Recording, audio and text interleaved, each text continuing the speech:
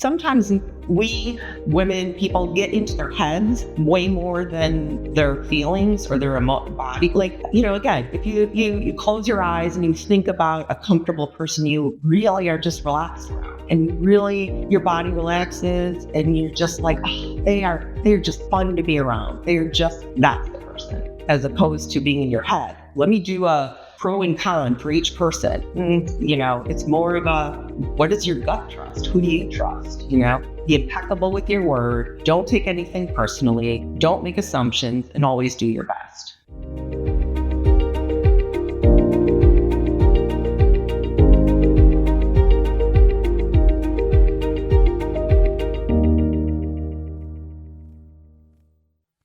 Hey, y'all, it's Dani C. Welcome to the Happy Life Agenda podcast. You're going to love today's episode. I am just so excited to host Debbie Piscitelli. And make sure I'm saying that right. Debbie, am I saying that right?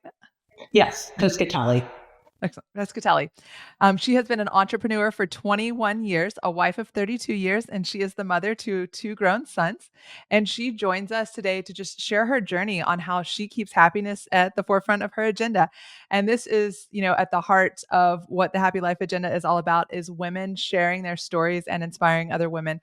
And I got goosebumps when I was talking to Debbie and planning for this podcast, because her story is going to be so impactful for you listeners, as a woman, as a mom, as a female entrepreneur. So she's going to take us through some of the influences that shaped her childhood and moved her into young adulthood, and how she took charge of those things and made her own life into something that she loves and brings her so much happiness and joy. I would say that her story really showcases what happens when you do the work and you show up as your authentic self and for the people that you love. So Debbie, thanks so much for joining us. Can you take us through a kind of a brief history of, who you are, where you live, and kind of what you're doing right now? Sure. You hit the highlights of, I'm married and mother and own my own company. But going back, at least my education, I went to pharmacy school and received my PharmD degree. I went on to do additional training, a residency and a fellowship. And then I worked in drug development for a multitude of years. And then at that point, I had my 2 sons. So I decided to take my education, my experience, and turn it into a business. So I opened up Triangle Medical Writing, which writes contracts work with pharmaceutical companies to write up all the documents that are necessary to get a drug approved. And that allowed me to have the flexibility. So I was able to have a career and have the maximum amount of flexibility to raise my kids. Oh, that's wonderful. That's something that's really important to the mission, is, being able to help women find that flexibility so they can balance all the things in life. So let's dive right in. When we were preparing for this conversation, I was so honored for, you kind of shared how you felt as a child and then how that translated into young adulthood. And so if you could walk our listeners through those experiences and how they shaped your early decision making. Sure. And this is, again, what we were talking kind of about is going from maybe being personally insecure and maybe sad child, although I didn't know it at the time. It's more looking back and going from that to happy and confident. And obviously there's a lot involved with that, but for our conversation, I tried to boil it down to certain things that resonate or stood out for me. And again, my parents and I have a sibling and 2 siblings, great childhood. We got together for dinner every night, took vacations. So I want to, kind of give you that. But I was insecure.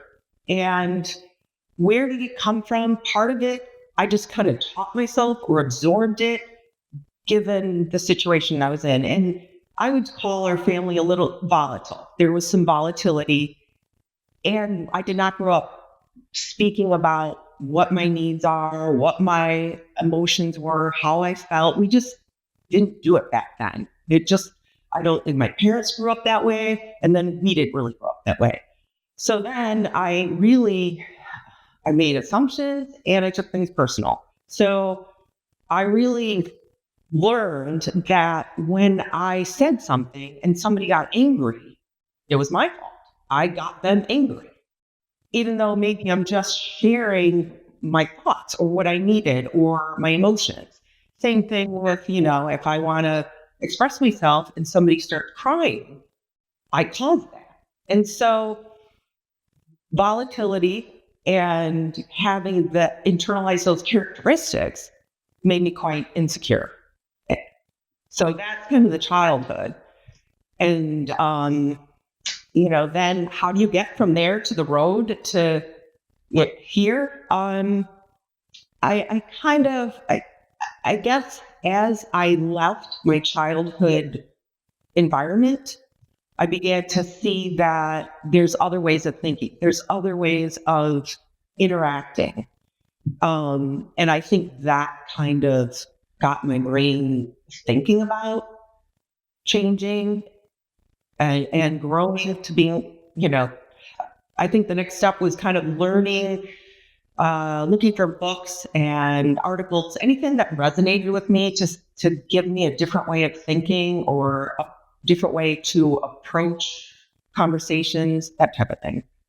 I think that's some really important points there is, our family of origin, good, bad, or indifferent, it shapes who we are and kind of, we start to go out and experience the world and we react the way we would in that family unit. And so that's something that can contribute to insecurity and cause us to take on things that, we aren't necessarily responsible for and then causes fear to speak up. And some of the things that a lot of women and people in general face these days. But the key point that you hit on as you grew up is that you started to think about things differently. And I want our audience to know that that's a big part of, the happy life agenda is that when you get that like kind of light bulb moment where you're like, I need to make some change, that's your purpose and your calling kind of coming to life and saying like, hey, yeah, this is something that you need to tap into. So I know you shared, some of the books that you read. So what was really the catalyst for you, coming into this change? Was it a specific book, a specific moment? Take me through a little bit about that really big light bulb moment. I wish I could say that I woke up and it all clicked. Looking back, there are definitely some resources that jump out, but I will say probably the one thing that really impacted me was meeting and marrying my husband, because he is the epitome of does not take anything personal, does not make assumptions. And he maybe he would have a difficult conversation. He said, "Oh, that person really got mad at me." And I'd be like, "Oh my God, they got mad at you?" It's like, "Yeah, they got mad at me. It's their issue." And so to see that over and over and say, "Yeah, it works. Like you can represent yourself and your vision or your views or your emotions." And again, we're all saying this like you're just being honest and authentic to who you are. You're not trying to get somebody angry. You're just representing yourself. That was really impactful. And the other thing he encouraged me to do was communicate my thoughts and my feelings in real time. And that now going back, let's go back to, early marriage where you're trying to work out, how you're going to get along or how you're going to argue. And he said, if I brought something up on Friday or I got upset on Friday and it was about something on Tuesday, he goes, no, we're not doing that. You get upset on me on Tuesday, you're going to pay up, we're going to talk about it. You don't get to wait till Friday and get displaced anger about something else. So again, I'm like, okay, new rules. I can do this. And it takes practice. And it's just all of that is, to me, so free. It's so free. And it gives you confidence to do it again and again. And the other thing that really helped me move along is becoming the parent I didn't know I needed when I was a child. So again, I want to learn these skills to give them to my child or my children. And so then you got to practice it. And again, that's kind of how it works too. And so I think you were asking me about resources or incidents, and there's a book called The Four Agreements, and it's by Don Miguel Ruiz. And that really impacted me. And just quickly, the four agreements are, I'm going to get it right. Be impeccable with your word. Don't take anything personally. Don't make assumptions, and always do your best. And, you could see that two of them really hit my issues, the don't make assumptions and don't take things personally. And that's why, adding the other two. And it just really, again, if you have that structure of which to live your life, it frees a lot of negative and insecurity thinking. It really does. Yes. Oh my gosh, I liked what you said about kind of the structure to live your life because it's that identity and that purpose. And when you can keep coming back to those things, and even, your example is communication. It's that real-time feedback and not being afraid of who you are. And now you kind of have this guideline from that book that you can take out to the world and apply it. So talk to me a little bit about the parenting aspect and kind of some shifts for you there with this new mindset, because you relayed some stories when we were chatting that I think a lot of parents could benefit from your experiences and some of the things that you learned during that time. Well, talk about a 180 difference. Growing up where you didn't talk about your feelings or didn't take the time to talk about incidents, I started almost every conversation with my kids from very small. Well, let's talk about it. Let's talk about it. And if you, I have boys, I have two boys, I don't have any girls, but boys don't really want to sit down and look you in the eye and have a deep conversation. So there's plenty of conversations we would have. Either they might be in their bed and I'd be on the floor and we both be looking at the ceiling. Then we'd have great conversations. Or they were learning how to drive or early drivers and we'd be looking at the road. And so you just open it up and you don't respond with drama. You just listen. You just listen and take it on. And when they were getting all their lives, but when they were middle school and high school, I'd be like, okay, this is what I think, but to debate me. I can have my mind changed. Let's hear it. And funny stories, when they got older, in their 20s or out of school, I said something like, you must have been good at debating your friends or getting, that kind of thing. And both of them were like, and our teachers too. Like they really learned how to stand up for what they thought and defend, like in a debate type of, this is why I think I'm right. And I just think it's a great skill for kids to have. And it's okay. I don't have all the answers. Debate me, give me, and there's times they changed my mind. It's all right. I'm going to give you that chance. I'm going to see how you do. Wow, that's great. A really good quality for, I know coming from corporate America is, I think I was raised kind of like where, you don't speak your mind and you wait until you're spoken to and you kind of like feel the vibe of the room. And I really like that you instilled that in your boys, is to speak up, because I think if I'd had that skill set, I would have shown up differently in the workforce instead of having to like kind of learn through it. So that's amazing. Those Mm-hmm. communication pieces are just such important threads. It is. And just another quick example is my younger son was in third grade and my older son was in fifth grade, and they had an issue with the teacher. And I said, all right, I'm going to set it up.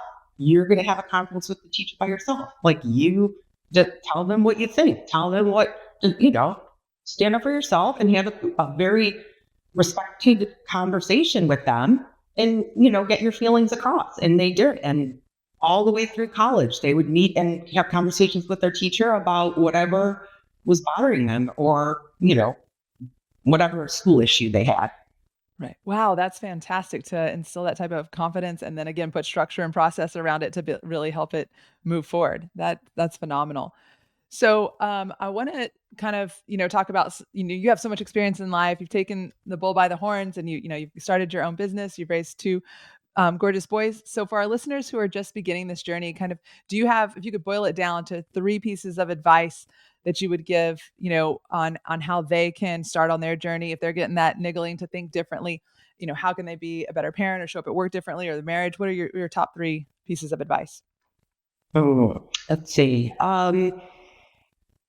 Well, I do think that the resources, I think, as I said, the four agreements, and I do think that, I did the gratitude journal. I learned it through Simple Abundance. I think it's Sarah Van Rodnick, where you write down something, you write down five things at the end of the day that you're grateful for, which I think is a good beginning step. But now I do it in real time. It's the first sip of coffee, it's the beautiful sunrise on the way to work. And I think that when you have gratitude and you're appreciative, you see it in others, then you're really appreciative that your interaction at the grocery store, the person is pleasant. It just changes. You just look glass half full. The world is abundant. Like there's so much to be joyful. I think that's it. And again, if you go through the pushing the book, the 4 agreements, but if you practice good communication and don't get me wrong, it's scary because you don't know, you have difficult conversations, you don't know how the person's going to respond. And if you were like me, those early tries, you expected someone to get angry, and it's your default, right? You are trying to move away from the default. That's not easy to do. It just takes practice. It's kind of like learning a skill. You got to practice and do it over and over again. Yeah, absolutely. That's one of the things that we talk about a lot is like it's, getting comfortable with being uncomfortable. And so that's in that early stages when you're practicing the new style of communication, it's not going to be comfortable. It's not going to feel right, but it's when you lean into that discomfort and go ahead and say, "Oh, I can do this." You might make a few mistakes, but you're rewiring your brain so that it becomes autonomic to communicate like that. So that's phenomenal that you were able to do that. And if you identify it in yourself, like I did, now my husband showed up in my life to demonstrate it and support me and change it. Now, maybe you don't have someone, I would say look for someone like that in your life and say, I am going, you're my safe person. I'm going to tell you what I really think, and I need you to just take it in and not react. Like you need somewhere where it's going to work, because if I had done it at home or, just somebody who can't give me that response, it's pretty hard to learn that skill. Oh, absolutely. That's one of the things I was recording a podcast earlier this week, and we talked a lot about that is like having those people that are in your life, that can be that sounding board for you or that inspiration as much as you have the people that, you're trying to help around you as well. So I think that's really excellent. Do you have any advice for kind of looking for the qualities and people that can be a sounding board? I think, um, sometimes we women, people get into their heads way more than their feelings or their body. Like, again, if you close your eyes and you think about a comfortable person, you really are just relaxed around, and you really, your body relaxes, and you're just like, they're just fun to be around. They're just, that's the person, as opposed to being in your head. Let me do a pro and con for each person. It's more of a, what does your gut trust? Who do you trust? Right. Yeah, just somebody that's easy to be around. That's a really it feels easy. Mhm. Right? Well, before we wrap up, I want to, reiterate some of the tips that you said. You spoke a lot about the 4 agreements being a great book. So I'll be posting that on the Happy Life agenda for you all to take a look at and link to. And then I wanted to touch on the gratitude journaling because that was a big part of my journey. I had to start out with a journal that had prompts and I chose a gratitude journal. And what a difference. Like you said, just really small things is like looking at the sunset, being grateful for warm coffee in your hand, and even looking back over my day, because I did mine at the end of the day, is what are the things that went really well? And they could have been really small to, a hard conversation that I had to have. And wow, that person was left feeling better rather than I thought it was going to blow up in my face. And so I think that's really important to tell our listeners, and you've experienced that, is that if you start with just something, and it can be as easy as a gratitude journal and writing 3 things you're grateful for in each day, and that can snowball into the thing that inspires a happy life agenda. So, well, do you have any parting words of advice for our listeners before we sign off, Debbie? Well, one thing is, and it kind of ties into like the theme of our podcast, is that I do think you have multiple purposes in life. But one of my purposes that I believe was being a mother and raising my 2 boys. But I felt like your purpose can be the catalyst, or was the catalyst for me growing and strengthening my confidence. Yes. Excellent. I love that. So confidence is definitely something we talk about in the Happy Life Agenda, and it's one of the things, like particularly for women, we tend to not show up in a confident way as men do. And so I'm so grateful that you brought that up, because that's really something that I want to impart on all women is, know your value, know your worth, and show up that what you have to say and the accomplishments that you've made are worthy and worthy of you speaking up. So thank you again, Debbie, for sharing your personal story and inspiring us today. And thank all of you for listening today.